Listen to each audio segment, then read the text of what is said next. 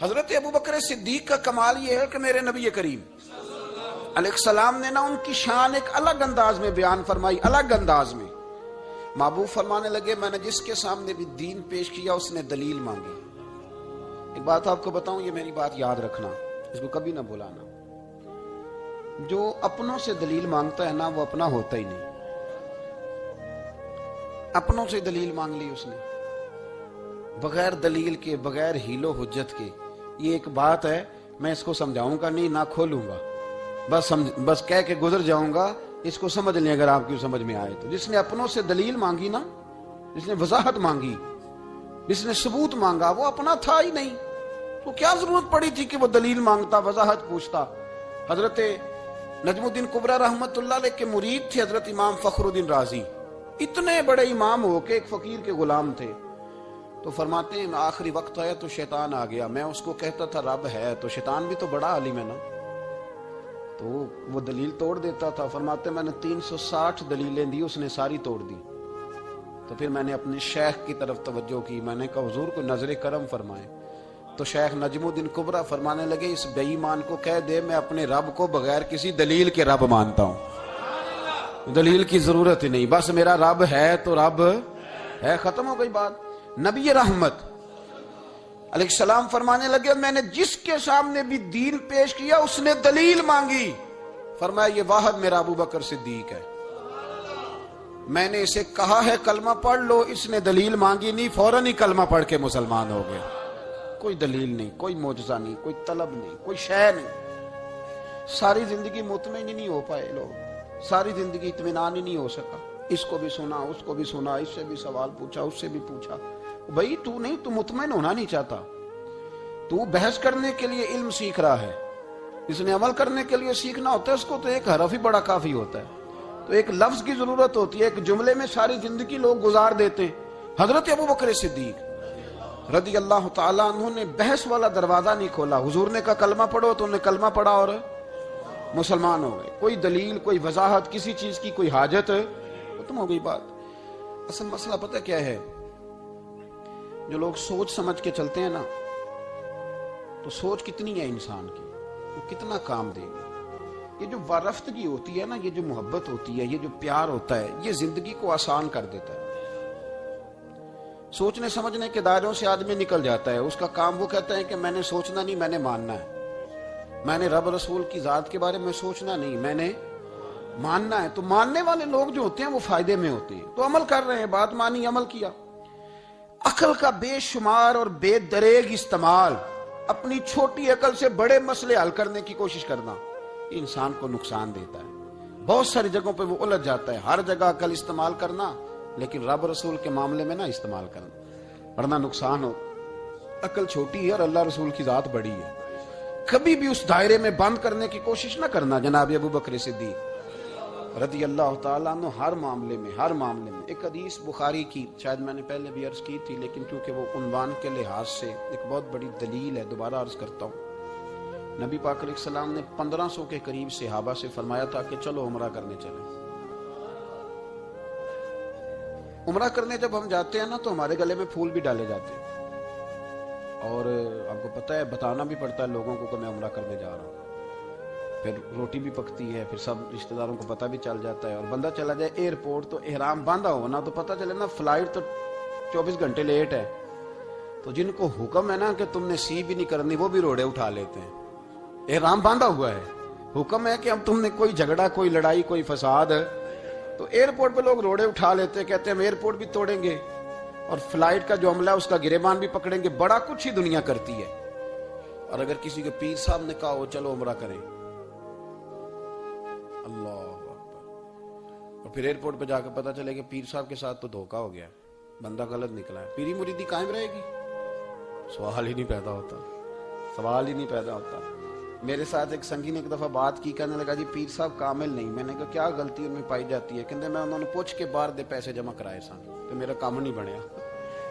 میں کہ تو پیر پڑھ لیا، تیرے تو کوئی نجومی پڑھنا چاہیے سی، وہ نجومی ہونا چاہیے تھا تیرے لیے، تاکہ وہ اچھی طرح غور کرتا ہے جی، آپ کو پتہ ہے نا، کہ وہ اچھی طرح غور کرتا ہے جی۔ آپ کو پتہ ہے نا اہل سنت میں کتابیں بھی نکلتی ہیں، کئی لوگ کہتے ہیں جی کوئی کتاب کٹ کے دسو، میں کہ کسی لکھی نہیں تو کٹیے کی تو وہ کون سی کتاب ہے جو آپ کہہ رہے ہیں نکالیں اور ذرا بتائیں کہ فلانا کام میرے لیے ٹھیک رہے گا کہ نہیں؟ ایک استخارہ ہے دین میں، اور استخارے کا بھی بابت معاملہ یہ ہے کہ آپ نے استخارہ کر لیا، اس کے بعد بھی آپ حتمی فیصلہ نہیں کریں گے۔ بزرگ کہتے ہیں کہ استخارہ کر کے بھی یہ کہو کہ جی میری سمجھ میں یہ آیا ہے، باقی حقیقتوں کا علم اللہ جانے، اللہ کا رسول جانے صلی اللہ علیہ وسلم، حقیقتوں وہی جانتے ہیں۔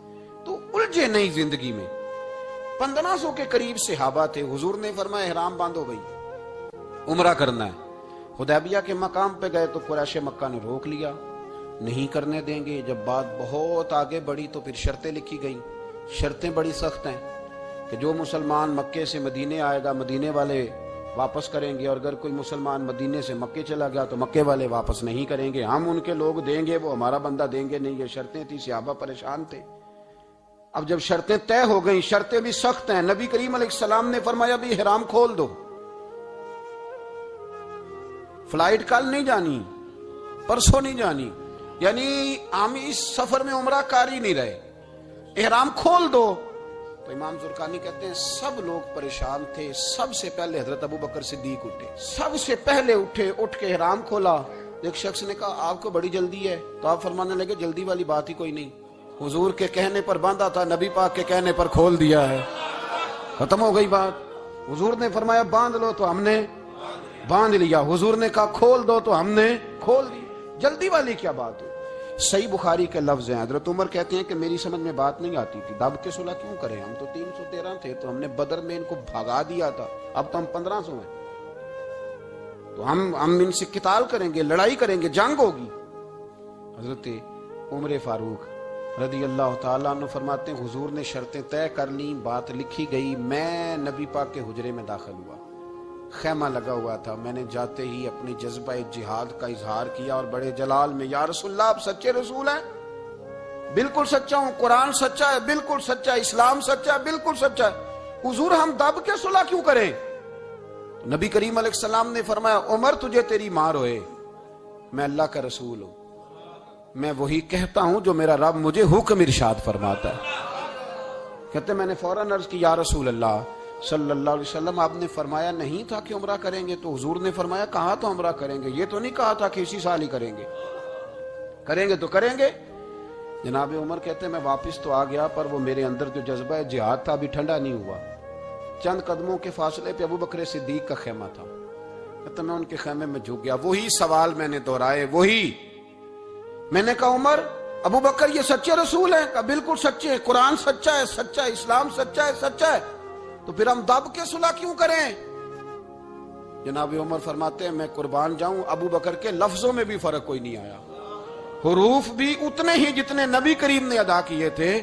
حضرت ابو بکر فرمانے لگے عمر تجھے تیری ماں روئے، وہ اللہ کے رسول ہیں، مرضی سے بات نہیں کرتے، وہی کہتے ہیں جو رب انہیں حکم ارشاد فرماتا ہے، بئی نہیں وہی لفظ۔ فرماتے میں نے فوراً کہا، میں نے کہا ابو بکر حضور نے فرمایا نہیں تھا کہ عمرہ کریں گے؟ تو کہتے ہیں وہی لفظ، وہی حرف، وہی انداز، وہی طریقہ، وہی سلیقہ، وہی انداز تکلم، بالکل حضور کی اتباع میں اسی انداز میں فرمانے لگے عمر حضور نے فرمایا تھا عمرہ کریں گے، یہ تو نہیں فرمایا تھا کہ اسی سال ہی کریں گے، کریں گے تو انشاءاللہ کریں گے۔ فرماتے ہیں میں واپس آ کے بیٹھا تو حضرت عمر کہتے ہیں جب میرا غصہ اترا نا تو پھر میرے اندر سے آواز آئی کہ عمر ذرا غور تو کر، تو ابو بکر کے ایمان تک کبھی نہیں پہنچ سکتا، اس تک تیری رسائی نہیں ہو سکتی۔ میرے بھائی اتنی بحثیں ہیں ہمارے زمانے میں، اتنا الجھاؤ ہے، اتنا الجھاؤ ہے، یعنی ہر بندہ رائے کا اظہار کرنا ضروری سمجھتا ہے، ہر بندہ کہتا ہے جی میرے خیال میں، ہر بندہ کہتا ہے جی میرا ذہن یہ ہے، بلکہ کچھ تو کہتے ہیں میں اندر کی خبر نہ دوں آپ کو، یعنی اب پتہ نہیں اس کے پاس اندر کی خبریں کیسے آئی ہیں، وہ سمجھ میں نہیں آتی بات۔ کچھ لوگ کہتے ہیں 35-40 سال ہو گئے جی علماء کو سن رہا ہوں، تو میں کہتا ہوں کہ میرا تو خیال ہے کہ 35 دن بھی بندہ کسی کو سن لے تو سیاںا ہو جاتا ہے، تو 35 سال سے اگر آپ کی سمجھ میں نہیں آئے تو پھر زمین ہی بنجر ہے، پھر مہربانی کریں یہ ٹائلیں اکھیڑ کے نا تو نیچے سے کچی زمین نکالیں تاکہ کوئی بات سمجھ میں آئے۔ اگر 40 سال ہو گئے، 40 سال میں ایک اجتماع میں حاضر تھا، ابھی بھی میں عرض کر رہا تھا، تو وہ صاحب مجھے کہنے لگے کہ حضرت صاحب میں نے نا فلاں عالم کو بھی بلایا، فلاں کو بھی بلایا، فلاں کو بھی بلایا، فلاں کو بھی بلایا، اب آپ کو بلایا ہے۔ تو اس طرح کر کے میرے ساتھ رویے ہیں، بڑا الحمدللہ پیار ہے۔ تو میں نے ان سے پوچھا آپ نماز پڑھتے ہیں؟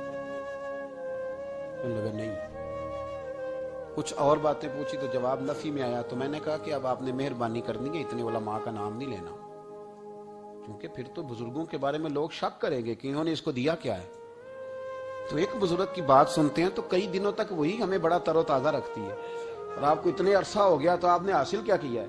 صرف باتوں کا گورکھ دھندا، لفظوں کا ہیر پھیر، جملوں کا الٹ پلٹ کرنا، یہ زندگی ہے؟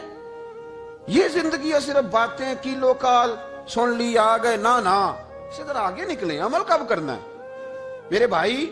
یہ بحثیں، یہ بحاث، یہ لمبے چوڑے معاملات، یہ طے۔ بزرگوں میں نا ایک صنف ہے مرید ہونا اور ایک ہوتا ہے طالب ہونا، یہ دو باتیں۔ یعنی آپ کہیں گئے، اس کے مرید ہو گئے، تو پھر کسی اور جگہ کسی بزرگ سے نسبت ہوئی تو وہاں آپ طالب۔ میرے پاس کچھ لوگ آتے ہیں کہتے ہیں آپ طالب کر لیں، تو میں کہتا ہوں آپ مہربانی کریں ایک کی نوکری کریں، وہ بڑی مشکل ہے، تو جگہ جگہ پہ جانے کی کیا ضرورت ہے؟ مطلب میں انکار نہیں کرتا کسی ایسی چیز کا جس کو بزرگوں نے رائج کیا، لیکن سمجھے نا، مطلب ایک کی بات پوری سنی نہیں گئی ہم سے۔ آپ خیر کی بات ہر جگہ سے سنیں، ہر جگہ سے، لیکن یہ صرف وہ تعلق بنانے کی کوشش کرنا کہ جس سے تھوڑا سا رابطہ بن جائے، جس سے تھوڑا سا تعلق بن جائے، جس سے تھوڑا سا نا پتہ چل جائے، اس سے نکلیں، سیکھنے کا ماحول بنائیں۔ اتنی عقل کے گھوڑے نہ دوڑائیں کہ عقل بھی بیچاری تھاکی جائے اور کوئی چیز ہاتھ بھی نہ آئے۔ کچھ کریں، عمل کریں۔ لیکن ایک جگہ پہ میں حاضر تھا تو وہاں دستار فضیلت کا جلسہ تھا، تو ایک مولانا نے تقریر کی، جس طرح تاجر کہہ لیتا ہے نا جی میں الحمدللہ اگر کمائی کرتا ہوں تو غریبوں کو بھی دیتا ہوں، سمجھا لیا نا اپنے آپ کو۔ رشوت لینے والے نے بھی ایک دلیل گاڑ لیا، وہ کہتا ہے میں امیروں سے نہیں، میں غریبوں سے نہیں لیتا۔ تو امیروں کا حساب لینے کی ڈیوٹی اللہ نے آپ کی لگائی ہے کہ آپ حساب کریں امیروں کا کہ وہ کیا کر رہے ہیں۔ یہ ہم نے نا یہ دلیلیں گاڑ لی ہیں، یہ ہم نے دلیل کھاڑ لی ہے کہ وہی اپنے آپ کو مطمئن کرنے کے۔ میں حاضر تھا تو ایک مولانا تقریر کی جی عالم ساری رات۔ یہ صرف علماء کی بات نہیں، ہر طبقے نے اپنے بارے میں اس طرح کی چیزیں یاد کر لی ہیں، ہم نے رٹ لی ہیں۔ جیسے خامند نے یاد کر لیا ہے کہ کسی غیر کے لیے سجدہ جائز ہوتا تو اللہ عورت کو حکم دیتا، نبی پاک حکم دیتے کہ وہ خامند کو سجدہ کرے۔ تو بی بی نے بھی یاد کر لیا ہے کہ حضور نے فرمایا تم میں سب سے بہتر وہ ہے جو بیوی کے حق میں بہتر ہے۔ سب نے اپنی اپنی مرضی کی چیزیں، دوسری کی مرضی کی چیز کسی نے یاد نہیں کی، سب نے اپنی اپنی مرضی کی چیزیں یاد کر لی۔ تو مولانا تقریر کر رہے تھے، کہنے لگے جی حضور نے فرمایا ہے کہ عالم ساری رات سویا رہے اور عابد ساری رات عبادت کرتا رہے، درجہ پھر بھی عالم کا زیادہ ہے۔ پھر دوسرے آئے، انہوں نے بھی اسی حدیث پہ بات کی، تیسرے آئے تو انہوں نے بھی اسی حدیث پہ بات کی۔ تو میرا نمبر آیا تو میں نے کہا جی یہ جو حدیث آپ سنا رہے ہیں نا، یہ حدیث بالکل ٹھیک ہے، بالکل ٹھیک ہے کہ عالم ساری رات عشاء پڑھ کے سوئے، فجر کے وقت اٹھ کے فجر پڑھے، اور عابد ساری رات نماز پڑھے تو درجہ پھر بھی عالم کا زیادہ ہے۔ بالکل ایسا ہی ہے، بلکہ ایک حدیث میں تو یہ ہے کہ 70 عابد بھی عبادت کریں اور عالم سویا رہے تو ان 70 سے سونے والے عالم کا درجہ، یہ بات بالکل ٹھیک ہے۔ لیکن میں نے کہا اس کا بھی خیال رکھو کہ یہ حدیث غوث پاک کو بھی آتی تھی، یہ غوث پاک کو بھی آتی تھی حدیث، اور بڑے عالم تھے، پر وہ تو عشاء پڑھ کے مصلے پہ بیٹھتے تھے اور فجر تک مصلے پہ بیٹھے رہتے تھے۔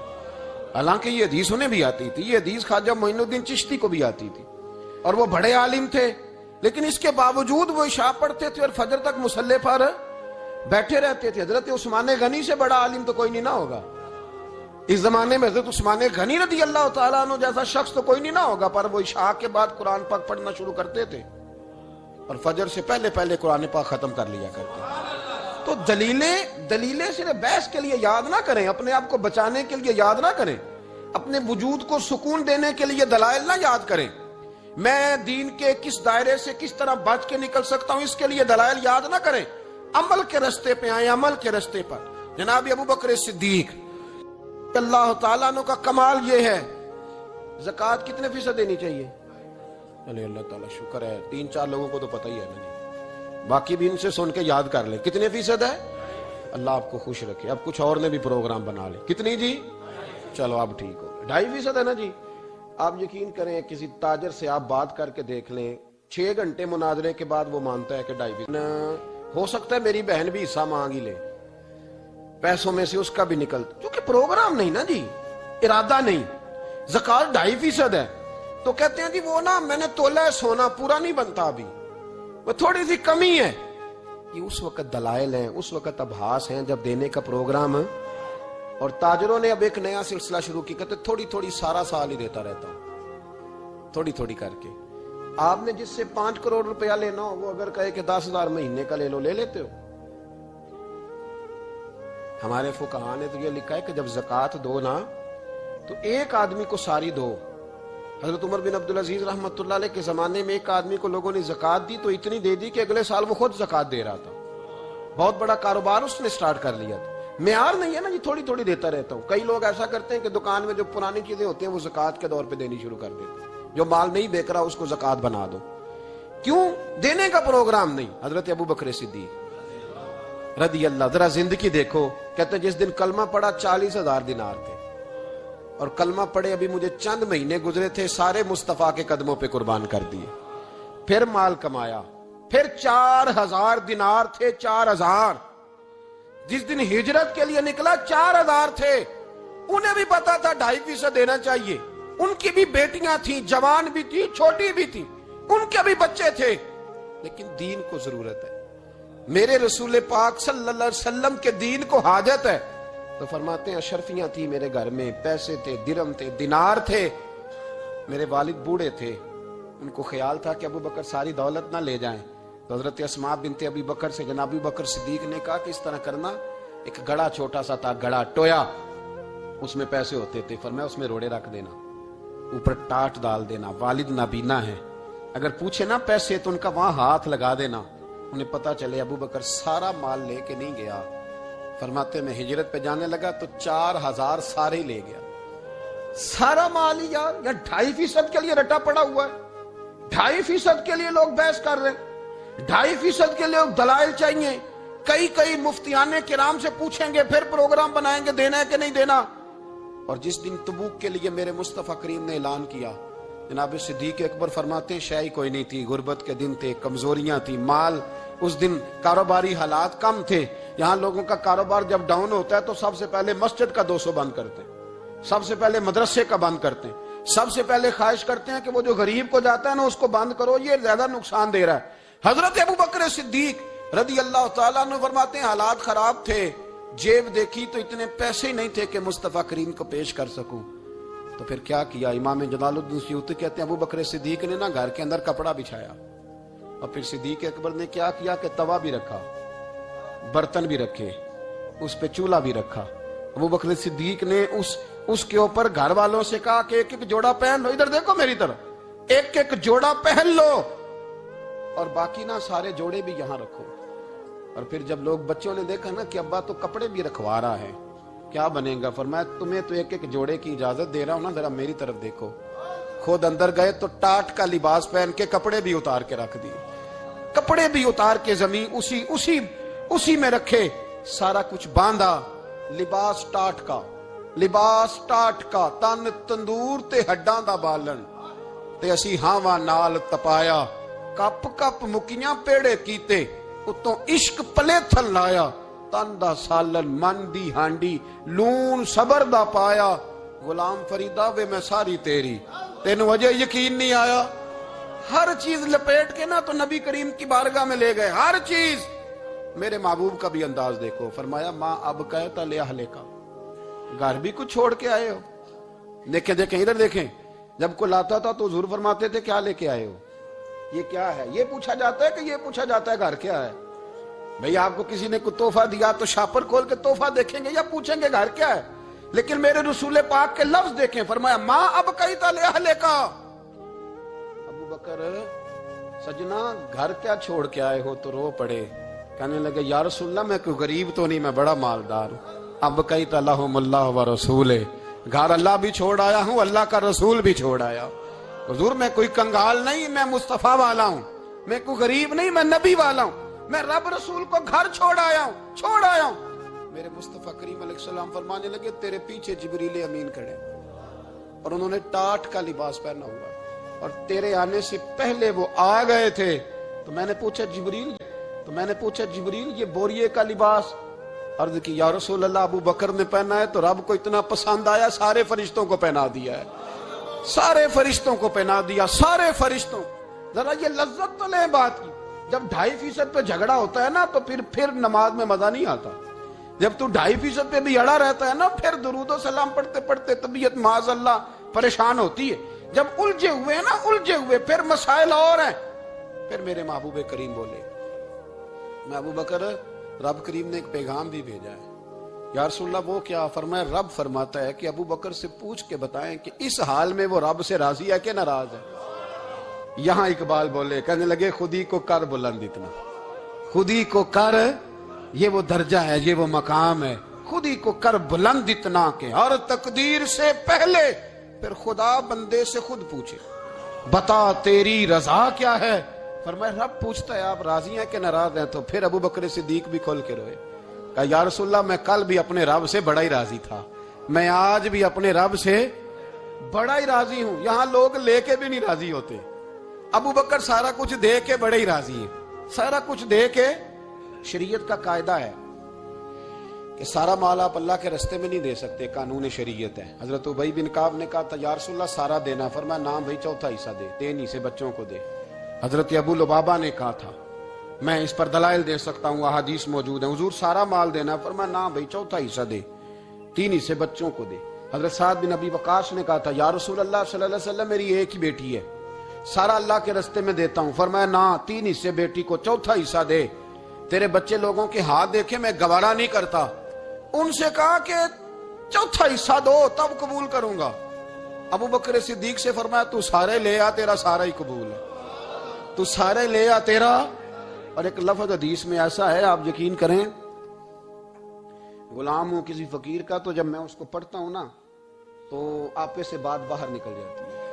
हुजूर का एक फरमान है, जब उस पर तवज्जो आती है ना तो मतलब ये कि लफ्ज जो है ना वो टूट जाते हैं, बिखर जाते हैं, और दिल कहता है कि नहीं, ये जो है ना, ये मेरा आज है, ये असल है, ये हकीकत है। वो तिरमिज़ी के लफ्ज है, पर आप यकीन करें कि लगता यह है कि दुनिया मोहब्बत सारी सिमट गई इसमें। नबी करीम अलैहिस्सलाम फरमाने लगे, मुझे किसी के माल ने इतना नफा ही नहीं दिया जितना अबू बकर सिद्दीक के माल ने दिया। और फिर अगले लफ्ज ऐसे हैं कि रूह वज्द करती है। मेरे करीम महबूब फरमाने लगे, जिसका भी माल आया मैंने बेगाना समझ के खर्च किया है, और जब अबू बकर का आया है तो मैंने अपना समझ के खर्च किया है। मैंने अपना समझ के, मुझे पता है ये शिकवा नहीं करेगा, ये शिकायत, यानी इसको सारा भी तरोड़ मरोड़ लूंगा तो इसके लफ्जों पर कभी हरफ। और यार कुछ लोग होते हैं, कुछ होते हैं जो 10 देते हैं तो 20 जगह बताते हैं, जो खाना खिलाते हैं तो जिक्र करते हैं, पर मैं इसका माल मेरा माल है, मेरा, इसको सारा तोड़ के खा भी जाएंगे तो ये शिकवा नहीं करेगा, ये सारा मेरा अपना है। हजरत अबू बकर सिद्दीक फौरन बोल पड़े, अर्ज की हुजूर, जब मैं आपका हूं तो माल भी तो आपका ही है ना। या रसूलल्लाह, जब मैंने अपना अब नहीं बचा के रखा तो फिर माल। हजरत मुल्ला मोइनुल वाइज काशफी ने लिखा है, अच्छा कई दफा ऐसे होता है, मैं बात कोई और बयान करना चाहता हूं तो शुरू मामला किसी और तरफ निकल जाता है। मुल्ला मोइनुल वाइज काशफी ने लिखा है कि वो जो सांप था ना गारे सौर में, वो 600 साल से बैठा हुआ था। हजरत ईसा अलैहिस्सलाम एक दिन पढ़ रहे थे इंजील, तो आपने नबी पाक का तज़किरा पढ़ा, उस सांप ने सुन लिया। तो हजरत ईसा से कहने लगा, हुजूर ये बताएं कि वो नबी पाक मिलेंगे कहाँ?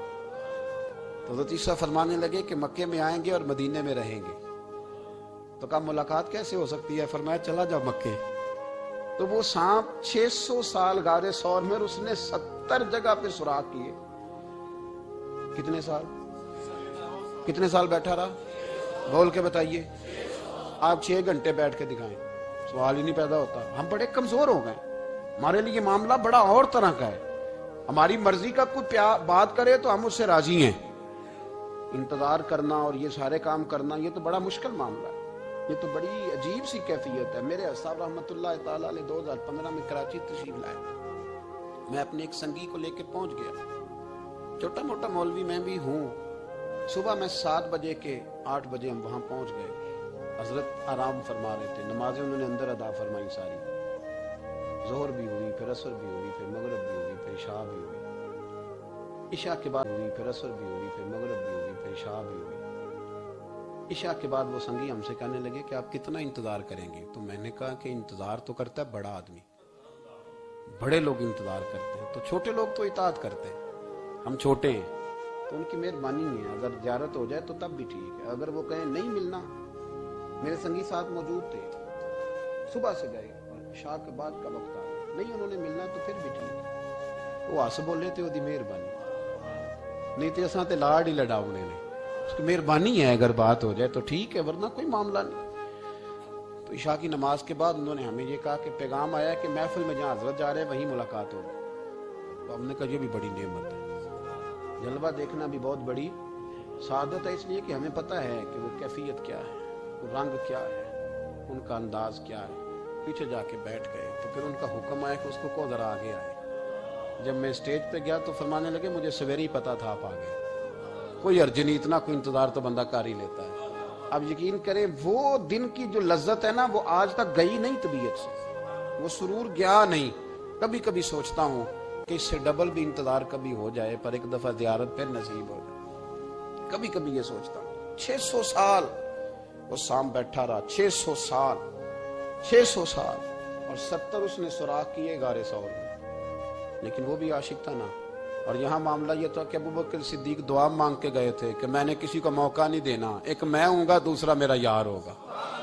وہ غار ثور کی تو لذت یہ والی تھی، ایک میں ایک میرے محبوب۔ اس نے 70 سوراخ کیے ہوئے تھے، جناب ابوبکر صدیق نے کہا حضور آپ ٹھہریں، میں ذرا بھی آیا صفائی کر کے۔ تو نبی کریم علیہ السلام رکے تو حضرت ابوبکر صدیق نے کہیں پگڑی پھاڑ کے رکھی، کہیں چادر پھاڑ کے رکھی، اتنے سوراخ بند کیے تو جو ایک رہ گیا وہاں ایڑی رکھ دی۔ تو اب وہ سام بھی شکوہ کرنے لگا کہ یار تو بھی کوئی نرالا ہی عاشق ہے کہ میں نے تو کسر ہی کوئی نہیں چھوڑی تھی، 70 سوراخ کیے تھے اور تو نے بھی کمال ہی کر دی ہے، یہ سارے ہی بند کر دیے، جو بچ گیا اس پہ ایڑی رکھ دی۔ اس نے پتہ نہیں کتنے ڈنگ مارے۔ سام کا جب ڈنگ لگتا ہے تو وجود میں بہت زیادہ گرمی پیدا ہوتی ہے، گرمی۔ حضرت ابوبکر صدیق کے بارے میں ہمارے شارحین نے لکھا روئے نہیں، وجود اتنا گرم ہوا کہ آنسو ٹپک پڑے۔ نبی کریم صلی اللہ علیہ وسلم نے فرمایا ہٹا نہ ذرا پیر، پھر انہوں نے ہٹایا تو میرے مصطفیٰ میں لعاب دہن لگایا۔ مولا معین الواعظ کاشفی رحمت اللہ علیہ فرماتے ہیں کہ جب انہوں نے قدم ہٹایا نا تو پھر وہ سانپ باہر نکلا، اپنا سر نکالا اور کھڑا ہو کے حضور کا دیدار کرنے لگا۔ تو نبی کریم نے فرمایا تیرا کام ہو گیا، اب تو جا، مجھے اور ابو بکر کو رہنے دے۔ وہ نکل گیا۔ یہ کیفیات ہے، یہ محبت ہے، یہ بارفتگی ہے، یہ سوز ہے، یہ درد ہے۔ یارو یہ میں کہا کرتا ہوں کہ یہ چیز جینے کا بھی مزہ دیتی ہے، مرنے کا بھی مزہ آتا ہے، مرنے کا بھی مزہ، سرور آتا ہے انسان اس میں جب یہ کیفیات شامل ہوتی ہے نا، رنگ اور ہوتا ہے، درد اور ہوتا ہے، ذائقہ اور ہوتا ہے، کیفیت اور ہوتی ہے، پھر کوئی شوق نہیں رہتا اعلیٰ کپڑوں کا، بڑی گاڑی کا، لمبے چوڑے معاملات کا۔ پھر تو انسان ڈھونڈتا پھرتا ہے کوئی مجھے محبوب کی بات سنائے، کوئی اس کی شان میں کوئی شعر سنائے، کوئی اس کا ذکر سنائے، کوئی مل جائے نا کبھی کہ میرے تار چھیڑ دے، کوئی ملے، کوئی بات کرے، کوئی ذکر کرے۔ پھر انسان ڈھونڈتا پھرتا ہے ان لفظوں کو، ان لوگوں کو جو پکڑ کے دروازہ رسول صلی اللہ علیہ وسلم کی بارگاہ تک لے جائیں۔